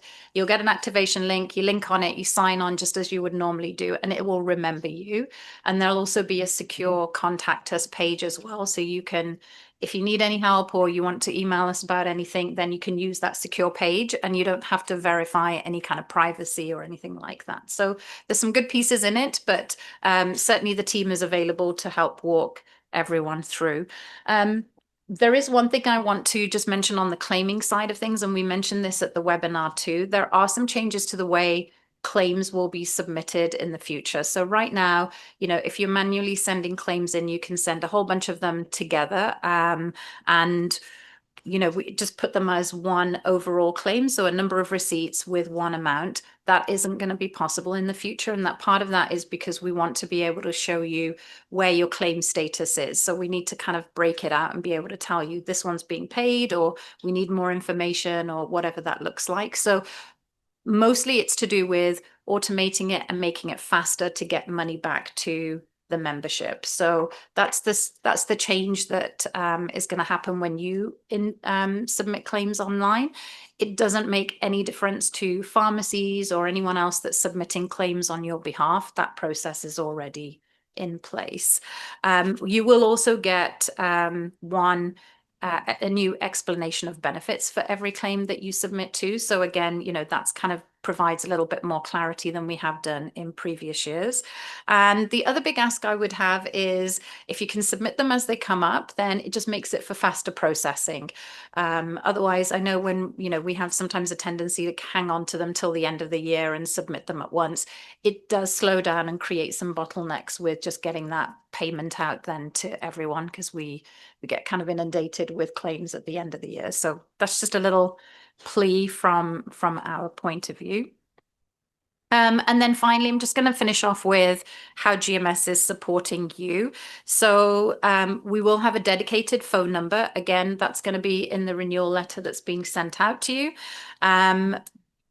For launch, so renewal on July 1, our team is actually going to be available to support you. So if you have any questions and you're trying to log on to the portal and you need any help with that, the team is absolutely available to support you through that. We've also trained up our customer support staff. So if you have any questions in the meantime on any of the additional benefits or options and you want to walk through some of the costing or whatever, that the team is available to support on that. Once you go live with the portal and also within the renewal letter, there is a link to an exclusive SRA webpage that we've set up, and you only get that link through the letter. So you'll see the the URL. So you'll see the website code on there, and when you access that, it will take you through to the web page, and that's got a lot of information on the changes to the plan and any support that you might need. Plus, I think we're also hosting all of the FAQs from the webinar on there. So if for those of you that did ask some questions that didn't get answered at the webinar, they'll be posted on there as well. And that's pretty much it. I've mentioned the renewal process, so the letters, and then you'll get, once we go live, you'll get an email confirming what your plan is and with the link to the portal specifically from that. So if you don't want to make any changes, that's absolutely fine. If you pay monthly, there's nothing for you to do. It'll just roll over. If you're an annual pay, you'll need to remember to call in to renew the plan. But if you do want to make changes, then if you can call us before the end of July, that would be appreciated. Well, actually, we have a time limit in to say it has to be before the end of July. So any options that you want to change to, you can do up until that date. Okay, that's all I had. I don't know if we've got time for questions, or are we gonna? Quickly, if there's any more questions, we are getting short on time. But Several from online. You have a lot to online? Okay, I can. we'll take for about 3 or 4 minutes, and then we'll try to deal with them at the end. So okay, sounds good. yeah, Thank Okay, you. I'll bunch a couple of questions from online here. Yeah. So there's a couple here that are asking about, do people have to join SRA on retirement, or can they sign up later? And I think that's really a two-part question, because for SRA, you can join SRA pretty much any time after. But the other part of the question is, what about the GMS? Because that's the hidden question behind. So maybe you can answer the GMS, because I know that if a person joins SRA and then wants to go into a GMS plan, as part of that, depending on how long after they retire, there might be some requirements that GMS has, and maybe you could respond to Yes. those. So we have 60 days from retirement to join the GMS plan. And I believe there is a requirement to be a member of the SRA when you join the GMS plan that time. Sure. Yeah.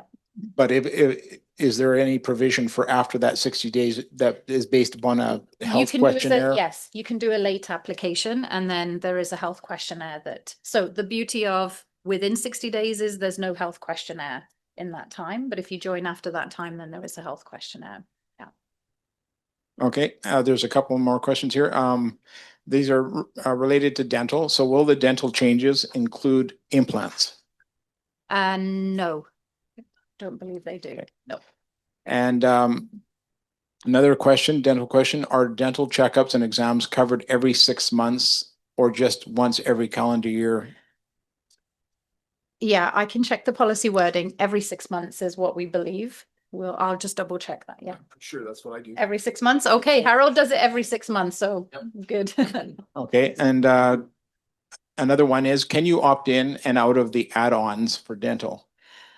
And no, there will be a restriction on opting in. So very much like the dental plan. So, we want to make sure that there isn't an increased cost to the plan because somebody joins, gets a whole bunch of work done and then leaves the plan. So there is a restriction on that. Yes. And this is maybe a similar question, a little bit different, but if we choose the basic plan for renewal this year, can we opt into the enhanced plan in future renewals? Yes. Yeah. Yeah. Yeah, I did that one. Yeah. That's it. That's good. Okay, perfect. Thank you very much. All right. Thank you, everyone. Thank you. We'll get our presentation back up, I guess, Bill. I just wanted to acknowledge, I forgot Ann Donovan's on the committee as well. She's been on there many years longer than me, actually, and is a big part of that committee. And so how I missed her, I don't know. But Ann is also part of that group benefits committee. Yeah, she was chair of it for a long time as well. So anyway, I'd like to now turn this over to to John Mowbray, and John Mowbray is going to go over the and we're getting a little tight, but we'll do what we can here to move forward. But John will do the report on the Pensions and Issues Committee. Thanks, John.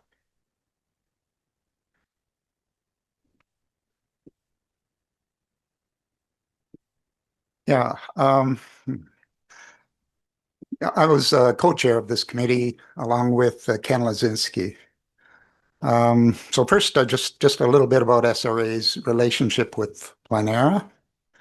Planera is as you will know, is the nonprofit corporation that administers both PEP and PSSP, the two pension plans that most of our members belong to. And as such, it is an important contact for our organization.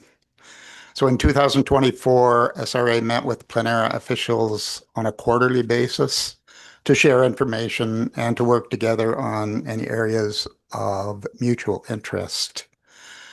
Our contacts with Planera over the past year have focused largely on the development of new pension options for PEP members and on our efforts to achieve retiree representation on the PEP board.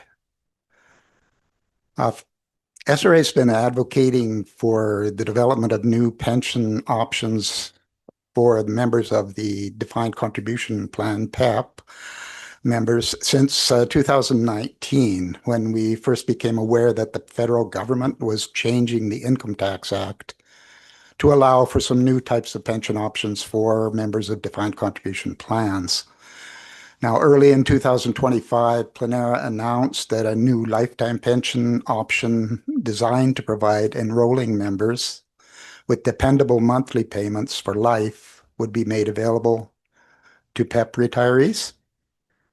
So SRA worked with Planera to inform our members about the new option. We hosted a webinar in March where Planera staff explained the lifetime pension option and answered questions from about 118 participants in that webinar. We also included some information about it in our spring newsletter. And the webinar is available on the SRA website for anyone interested. There's also information, of course, available on the website of Planera. Our committee also sort of led SRA's push for retiree representation on the board of the Public Employees Pension Plan. SRA believes that the increasingly important place of retirees in PEP should be reflected in the composition of its board. Retiree membership in PEP has been growing since the variable pension benefit was introduced way back in 2006, while PEP's board has continued to be composed of employee and employer representatives with the chairperson. So we first raised the issue of retiree representation in a letter to the Minister of Finance in 2021. And this year we presented a case for retiree representation to a review that is looking at PEP's board composition. The case that we made can be found on the SRI website as well. Pensions and Issues also led SRA's participation in some important initiatives of the Saskatchewan Seniors Mechanism, or SSM. SRA is one of 18 member organizations of SSM. One of these initiatives is the Home Supports Initiative launched in 2021. It's an ongoing initiative that focuses on providing leadership and advocacy for practical home supports to enable older adults to remain living in their own homes and communities as long as possible. Another SSM-led initiative is social prescribing, a broader strategy that endeavors to bring social and community component to healthcare. In addition to SSM, the community follows the work of other organizations that seek to improve the lives of older adults. One of these is the National Institute on Aging, which is at Toronto Metropolitan University. They conduct research, they share information widely, they work with other stakeholders, and advocate for change to benefit older adults across Canada. I think that they provided a presenter for an SRA webinar last year. They also were involved in advocacy around changing the Income Tax Act to allow for some different pension options to be developed. So we've had a relationship with them for a while. We also supported CARP's advocacy for seniors during the last CARP's advocacy for seniors during the last provincial election campaign. So before I finish here, I just want to thank the committee members for their hard work during this year. They are, of course, Ken Lazinski, who co-chaired with me, May Smith, who's a longtime member, Bill Thompson, who joined us more recently this year, I think, and Harold Hugg. So I guess if there's any questions, I can try to answer them. It's on here.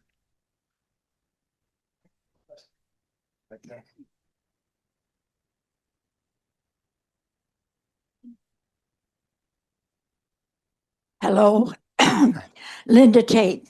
I'm glad to see that you've connected with Metropolitan, formerly Ryerson. But there's a study that's been going on at McMaster University in Hamilton. I don't have it with me. It's got longitude in it and a whole bunch of other words. I'll phone it in. And this study has been going on for years about aging, and it's really great. Every 18 months, I've been participating in it. Every 18 months, they get hold of me and we go through a whole bunch of questions. It's all across Canada.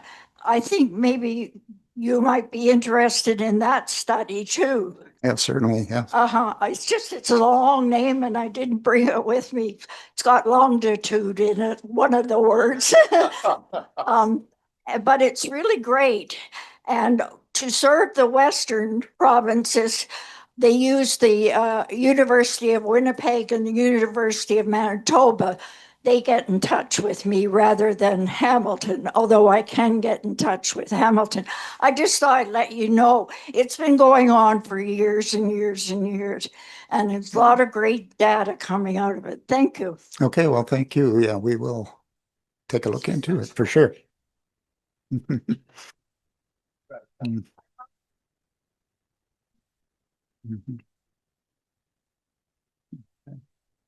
All right, any questions online? Nope. All right, thanks very much, John. All right, I'll now turn it over to, I guess we got the pension issue, and I'll turn it over to Beatrice Ringlinger, who will do a presentation now on the our new Governance and Nominations Committee.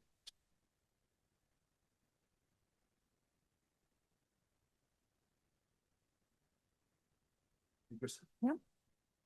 All right. Thank you for coming out. The Governance and Nominations Committee is a new committee of the SRA established because of the organizational review undertaken by Praxis in 2024. Specifically, this review recommended that a dedicated committee take responsibility for governance matters. Along with the governance matters, this committee also assumed duties of the former nominating committee, taking on responsibility for the bylaws from the Pension and Issues Committee, and we are also responsible for policies and nominations. The Governance and Nominations Committee has reviewed and the SRA Board approved revisions to the bylaws for the AGM and 9 policies, 7 committee mandates, 5 position profiles, and all of the forms used by the SRA to bring them up to date. The Governance and Nominations Committee is in the process of creating an SRA Director's Handbook to serve as a central resource for new and existing board members, providing them with a clear understanding of their roles and responsibilities, information on board governance and best practices, key policies and procedures relevant to their duties, and reference to governing documents and relevant legislation. Nominations for 4 SRA board positions are open this year, and we'll be dealing with that a little later. 1 for a 2-year term and 3 for a 3-year term. We are also seeking volunteers for various committees throughout the year. So be sure to let us know about you if you're interested in being on any of those committees. A big thank you to all members of the Governance and Nominations Committee. Besides myself as chair, the committee includes Harold Hugg as the ex officio, John Mowbray, and you met him earlier, Ken Lazinski, also met earlier, and Shane McClelland, also who you met earlier. So that's it for my report. Any questions? Kind of flew through that, but okay. All right, thanks so much, Beatrice. All right, thanks a lot, Beatrice. And now we'll turn this over to Chris, who will give the Finance Committee report. Chris?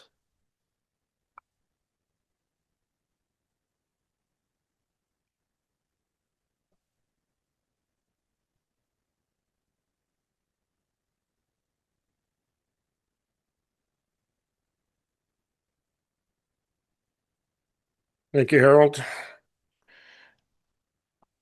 The finance situation with the association this past year is another strong year. Our investment strategy is unchanged, and we've maintained a restricted reserve fund as well as an operational reserve fund. One to wind down, one to continue operations if we lost revenue. 50th anniversary spending, we're expecting to spend more this year than we did last on those sort of things. Membership growth continues to add to our revenue, and our audit services continue to be excellent from Robert Sotner, RDS Professional Accountants. Whenever I need help, they're there. I'd like to thank the committee members, George Meredith, Cindy McDonald, Lyle Fluter, and Harold Hugg. I could get a motion.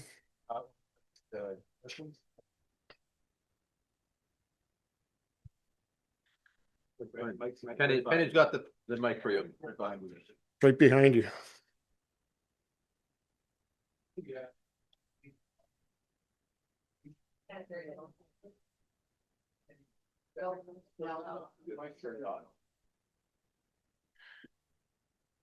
Hello. Yes, Now it's on. I'm looking at the financial statements, and there are just a couple questions. I note that there's an accumulated surplus of close to $1 million, which is impressive for an organization of this sort. We're quite happy with it, yes. Should be, but I see how it accumulated, and I see under revenue commission fees, 190,000.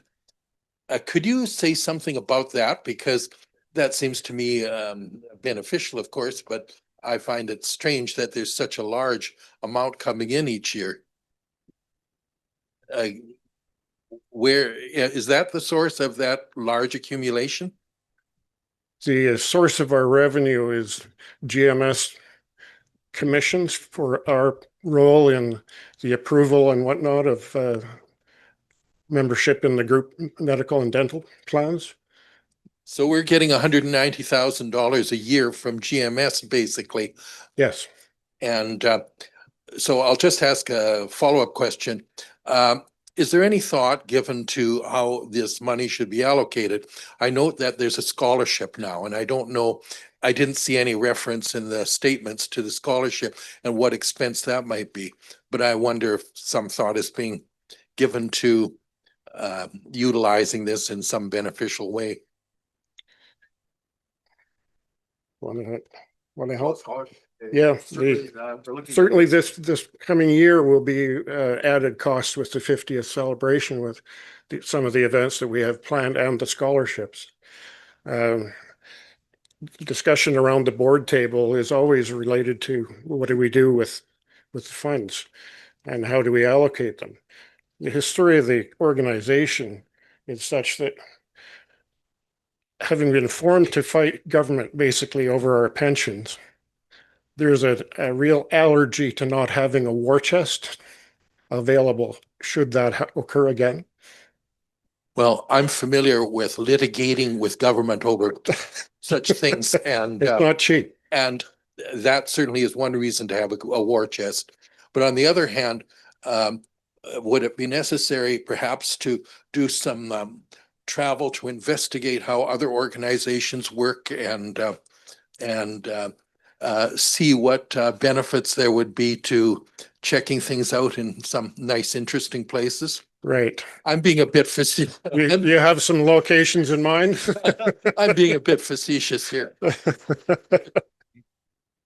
Yes, we're in conjunction with the BC Association. Bill has made contact with them several times over how do they do things and what are their priorities. So those sort of things are looked at, indeed. No, we're not planning any major travel for the board if anybody's No, thinking about that. No, the magic of cyberspace takes care of the travel. So you'll see a reduction in, I'll deal more with this with the auditor's report. Yeah, no, we'll do these committees first and then we'll come back. So don't go far. Right. All right. So any more questions for Chris? We do have a sizable surplus, which is great for the organization. I think we are kind of looking at the board. We looked at this at the scholarships this year. We're doing some promotional things with the 50th anniversary. It's not going to eat a whole lot into that reserve right now. We're also talking with the growth and promotions. We talked this morning about the sustainability of the organization and the need to maintain, where we are from a membership growth perspective. So we will be looking at ways that we might be able to using some of those funds to how we generate growth for the organization, which will be overall better for the SRA as we kind of go forward. But with the completions of the reports, what I'd like, if there's I'd like to move a motion or have a motion from the floor to accept the committee reports that have been presented. Ann Donovan is the mover. Our seconder. Sorry, sir, your name again? Bruce Henning, a seconder. Okay. And could we have a motion to approve online first, please?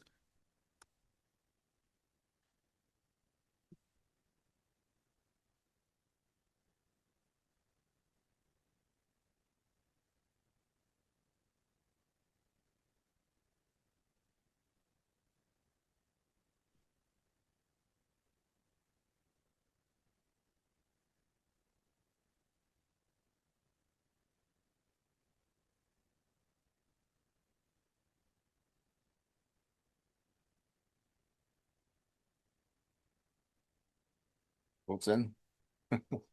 45 seconds. So we had 30 seconds. 45 passes. Yeah, I don't know. 45. It's flavor crit tree on it.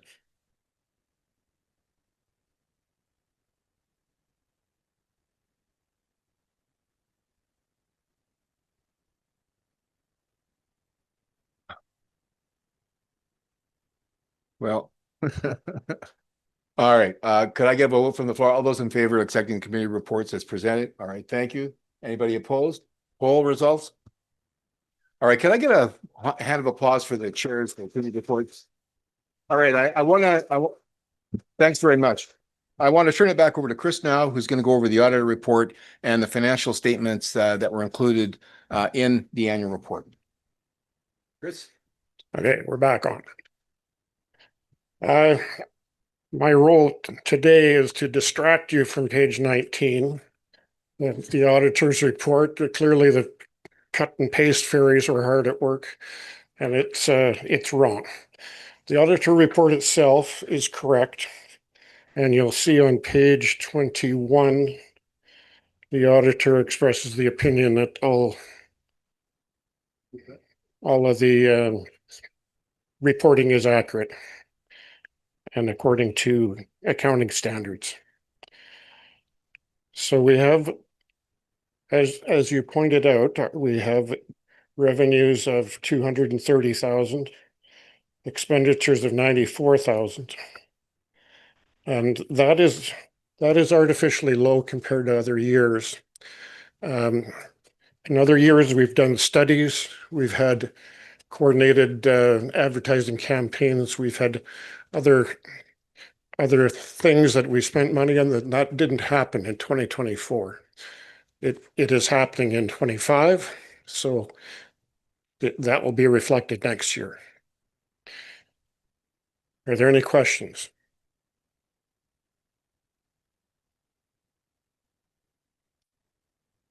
No questions?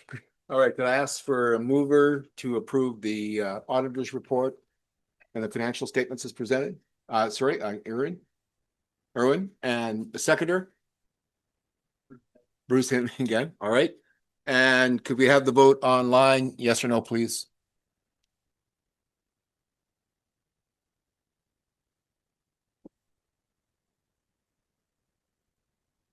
I'm going to go ahead and make an assumption that they're going to vote online. So I'm going to ask for the vote. All those in favor here in the room?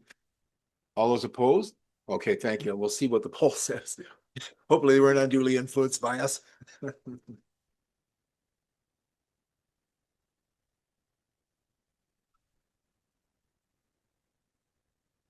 We should move this along. Right. Chris Olsen, presentation of financial statements, and we're now into the report. All right, it's passed, you guys. Thanks so much. All right, now, Chris, for you to, I guess, introduce the auditor for next year. Yes, the board is recommending the reappointment of RDS Chartered Professional Accountants for the 2025 fiscal year. And to ask for a motion to that effect. Over, Penny. Kenny, over here, and a seconder. Somebody want? And Donovan. Okay, and okay. For a vote online, yeah, yes, to accept the auditor chartered professional accountant. I'll take a chance again. All those in favor in the room? All those opposed? All right, we'll wait for the poll results. Thanks, Chris. We're good. All right. Thanks so much, you guys. I'm going to now turn this over to a longtime member of the SRA, our former past president, Randy Dubb, who's been around this organization for a long time. And we asked kind of Randy to do a little bit of history as part of our 50th anniversary. So Randy went off and did some work on that, and he's got a bit of a presentation. He also had a bit of a handout today, which is kind of a historical kind of newsletter piece there, which we'll also be sending out by way of an email blast to our members in the not too distant future. So with that, I'll turn it over to Randy to give his presentation on the history piece. Thanks, Randy.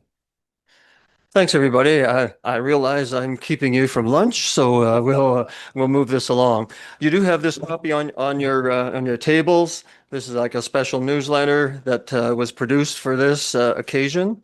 I had the wonderful opportunity to be asked if I could put together a bit of the background to try and provide some history of the 50th years. The organization has been around and so that was an interesting assignment as a past president. And so you'll see on the bottom of the front page the individuals that I spoke to in order to gather some information, because some of the archives and some of the records are what you might guess. They are a little bit difficult to follow.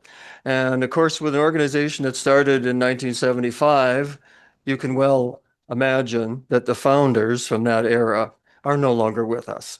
And because if they were retirees in 1975, you can just guess, they would have to have world records for age and that. I would also just acknowledge it. Linda Tate, who spoke a minute ago. Linda is one of the people we interviewed. The people at the bottom of that page are, for the most part, our honorary lifetime members. In addition, I did speak with Jamie Stangl, who was with GMS for a number of years and worked very much with this organization. And so between those individuals and myself, some reference to the archives, we're able to put together a bit of a commentary about the history. And so it's, in simple terms, the SRA really came to be because people realized when they left their employment, they didn't have the security, the camaraderie, or the safety nets that they were used to as employees. And so in this document, you'll see a number of references to what's called representation. And the sense was, starting way back and honestly carries through to today, that one of the things the SRA has tried very hard to do is represent the interests of members, retired individuals that came from the public sector. The public sector being the broad public sector. There was reference today about the organizations. There are 90 various organizations. If you slice and dice government, there are 90 approved organizations that this organization represents. So one of the things that really drove the timing for this organization past its incorporation in 1975, April 29th, 1975 is when this organization was incorporated. And in the page, you'll see the original individuals that were involved, the original 7 people that said we should do something, we should pick up on the feedback, and we should go do something. So that information is captured here, as well as the original sort of mandate from the organization. And I won't choose to read that out because you can read it yourself and that. But what drove individuals past that was some significant changes that happened in the Canada Health Act in 1984, which began to limit what came in Medicare, originally here in 62 and nationally in 67. In 1984, the federal government began to squeeze down what was going to be covered in terms of national coverage for Medicare. Why I raise that is because it's important in that after the fact of that, for a period of years, people began to say, people in SRA and retiring individuals, what do we do to make up for that reduction in coverage? And the collective agreement process through the SGU and others began to raise questions about could health coverage be included in collective agreements? So think about that when you think about how did we get a health plan for this organization? Those two things from my interviews and memories of people are linked. And some of the early people from the 80s and into the 90s when the plan came in happened to come out of the Ministry of Health. What a surprise that they might have had an interest in doing something around health and wellness. And so in about 1998, the introduction of the plan that we spent a bunch of time this morning talking about was originally started. I mean, it has evolved a long, long way from then. But in that time frame, that's some of the background of like, when you say to yourself, well, how did we get to this? How did we get here? That's one of the things that drove that significantly. And so that took us into that era. In 2004, the organization, which originally was focused on executive government, the old SGSA, the Saskatchewan Government Superannuates Association, changed its name to Saskatchewan Retirees Association very purposely because the thought was we need to talk to the broader audience of government people that you raised. And so that brought the opportunity to go to the crowns, go to the agencies, go to the boards and commissions and say, we have a place for you as you retire. And that led then to a large influx of new members that continues to today. Many of our members have come from the crowns, particularly the big 4, Power, Energy, TEL, and SGI. And that, but beyond that. And so that's another important milestone, 2004. 2006-07, through a lot of advocacy of the board of that day, the government of the day, which was the old Calvert government, brought in the 70% indexing for people in the old plan, the old defined benefit plan. That changed in 1977 into a contribution plan. But in the early 2000s, there was efforts to work and lobby with the government of the day to bring in indexing. It came in at 70%. The goal of the SRA was to get 100%. As a result of that discussion and that decision, this organization, with the support of the members of the day, challenged the provincial government in court to get full indexing. way back in 1930, when pensions came in, there was a concept called keeping people's benefits whole. That's the critical language back there that led to the lawsuit, because people over time had lost purchasing power and the like.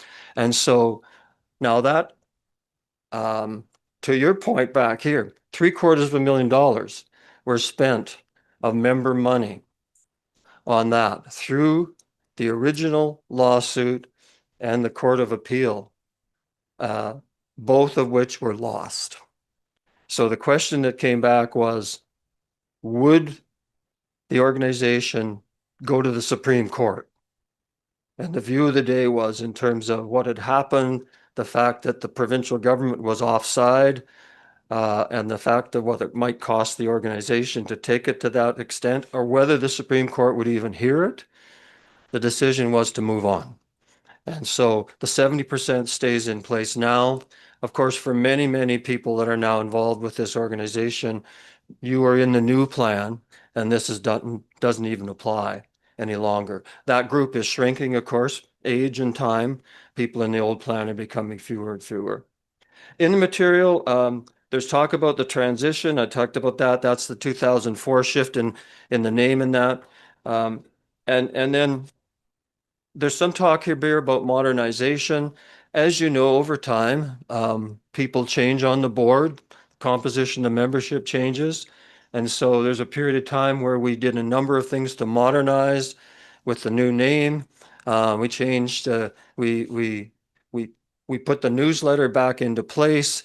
We did some upgrades to technology. We did upgrades to how we started to do things more electronically and the like, in order to reach members in that era with a different board at a different time and that.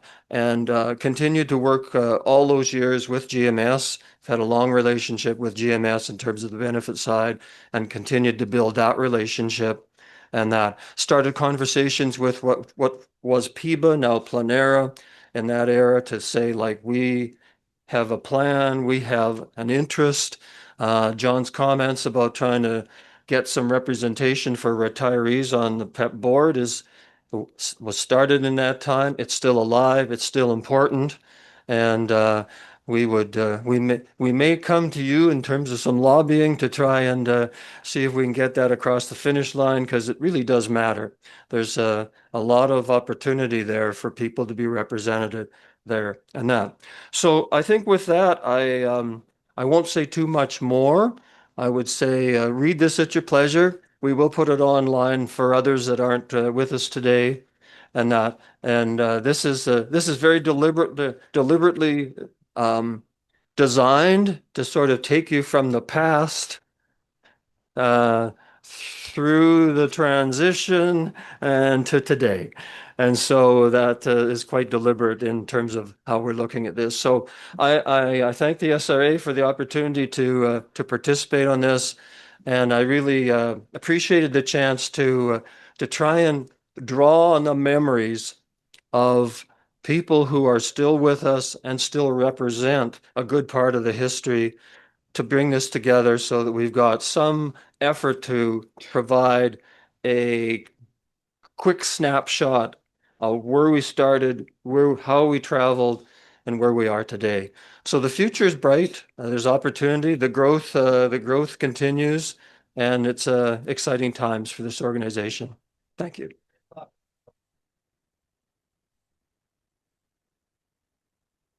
Thanks, Randy. Yeah, really much appreciated. A lot of history there, and Randy's certainly the guy that could have looked that up for us. So thanks very much, Randy. We still have a little bit of business to do. I know everybody's hungry, so we'll try to move this as quick as we can. I want to turn this back over now to Beatrice Ringlinger, Chair of our Governance and Nominating Committee, in order to do the board elections, and we'll go through that process. Thanks, Beatrice.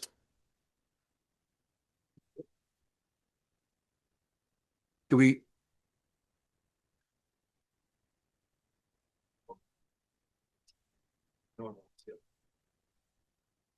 Oh, your pointer. Yeah. Oh, good. All right. Okay. Sorry about that. Senior moment. So the SRA has a board of directors with 12 director positions. 1/3 of the positions are open for nominations each year. Okay, based on the call for nominations, we have 2 members who have put their names forward for election to the board. Erwin Blank and Edward Plum. Erwin is present today, and Edward said he couldn't make it. He's got previous commitments, but he's still willing to let his name stand. So I'm going to give you a little bit of information about these people who have let their names stand. Let me see, Erwin first. He's currently serving on our benefits committee. He's done a really good job over the last year. His employment background, he's worked for Saskatchewan Assessment Management Agency for just over 40 years in a variety of roles, both on the technical side and various management and senior management roles. He was CEO of the organization from 2007 to his retirement in 2002. Previous board and committee meeting experience. He has attended all SAMA board meetings, stakeholder advisory committee meetings, and senior administrative committee meetings for the agency. For the last 25 years of his career at SAMA, and has experienced participating in and presenting at and chairing multiple committees, stakeholder groups, and meetings over that period. I'm going to skip over his other numerous things that he's done. Other community involvement, both his wife and he have become quite involved in the local parish, Little Flower here in Regina, and as a usher and lecturer.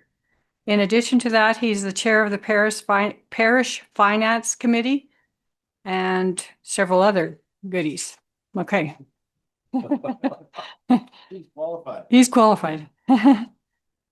So I guess that's probably enough. Okay.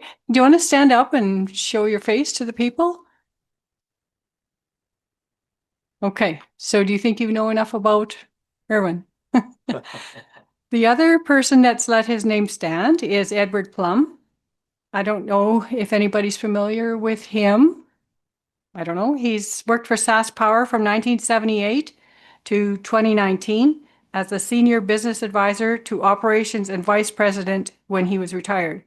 His previous board or committee experience is sports board members when the kids were younger, board member for South Central Community Futures Development Corporation Moose Jaw, chairman for Sunrise Community Futures Development Corporation Weyburn, president of community resident organizations in Mesa, Arizona. He's been the counselor for the town of Coronach, volunteer fireman for the town of Coronach, mayor for the village of Kenosi Lake, president of Moose Mountain Water Development Corp. I think that's probably enough. He's qualified. Okay, so besides these 2 people, we need a couple more positions, 1 3-year and 1 2-year position. So in accordance with our bylaws, at this time, I would ask members present or online if there are any other nominations from the floor. Yeah.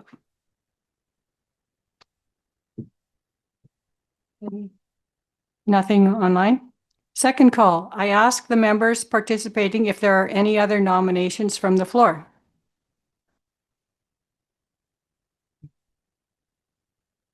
Nothing, okay.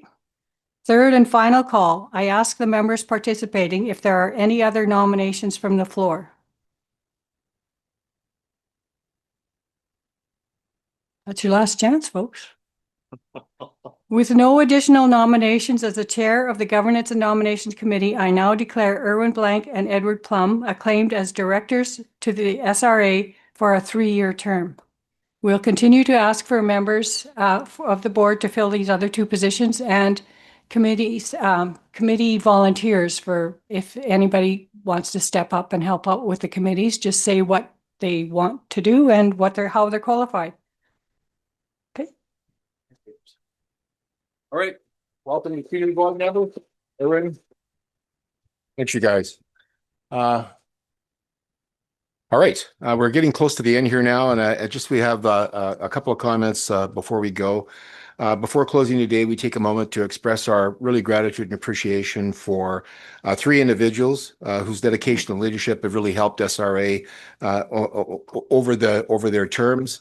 This includes two really long-serving members of the board. We have Ken Lazinski, who's leaving. He's timed out as on the board. Ken joined the board around 2012. I think he was answering the call of Randy Dove at the time. To serve from the beginning. Ken played a pivotal role in modernizing the SRA bylaws and culminated in their approval in 2016. And under the new framework, Ken served 3 full terms on the board and became a respected leader in the organization. And as co-chair of the Pensions and Issues Committee since its inception in 2014, and Ken provided steady guidance on matters central to our members. He's also taken a role as vice president on multiple times and served consistently on the nominations committee, helping to shape our leadership. One of Ken's most significant contributions has been the ongoing engagement with Planera, where he helped foster a strong collaborative relationship that has brought tangible benefits to the overall organization. And Ken often reflects on the tremendous growth and transformation that he's witnessed during his 13 plus years with SRA, and a transformation he attributes to the committed work of the board and the shared focus on professionalism and service of the organization.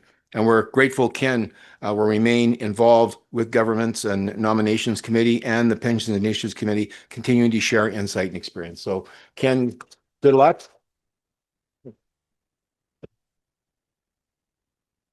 May Smith is also leaving our organization after the full term on the board. May also began her journey, I think, with SRA with an invitation from Randy, joining Ken in an effort to overhaul the 2024 bylaws, which is a comprehensive modernization that was adopted, as I mentioned, in 2016, and a cornerstone document that we continue to use to guide the organization. May was elected to the board in 2016 and served the maximum 3-year terms. And over the 9 years, she's been an essential contributor to both Pensions and Issues Committee and the Group Benefits Committee. May became our resident expert on all things bylaws. And, if we needed anything about bylaws or to talk about bylaws, it was May that would answer those questions. She's also demonstrated a natural gift for mentoring and encouraging other members, including our current board member, John Mowbray, to get involved and become part of the organization. And while May's stepping down from the board, we're pleased that she will continue to lead her voice and wisdom to SRA committees. Thanks, May, and congratulations. We're also losing George Meredith, our current board secretary, and he will be concluding his first 3-year term. George has been engaged and dependable member of the board, serving as secretary. He's co-chair of the newly formed Growth and Communications Committee and a member of the Finance Committee. And George's thoughtful contributions and willingness to step up whenever needed have been greatly valued. And though he is stepping away from the board, George has indicated he would continue to remain as a solid volunteer, a gesture we really appreciate. So thank you, George. So I think we're at the end of the program. I just want to make sure if there's anybody has any additional comments or questions or anything before we kind of wrap up. Anything from online? No? Okay. Well, then I really want to thank everybody again for participating today in this hybrid session. We're so glad to see so many members sort of coming out and joining us for the AGM. That's really a testament to the organization. It's an exciting time for SRA, as I mentioned. We forged positive pathway ahead, when we're looking at our 50th anniversary. I want to give special thanks to Lisa and Josh from Bravo Tango, who did the graphics and whatnot in the annual report, and also to Terry Scott from Webcast Canada, who was leading our online portion today, and Mark Kowalski and Dylan, who's here, been supporting us this morning with our program as well. And so those present, and remember that lunch is to be served right after this. So I'm sure everybody's hungry. I know I am. And and again, thanks everybody for coming, and great meeting. Thanks a lot. Enjoy lunch. Oh, that's sorry. I need a motion to adjourn. Oh, there's lots of them. Okay, well, there. And do we need a seconder on this, or we just? No. All right. All those in favor? We're not waiting 45 seconds. Thanks again, everyone.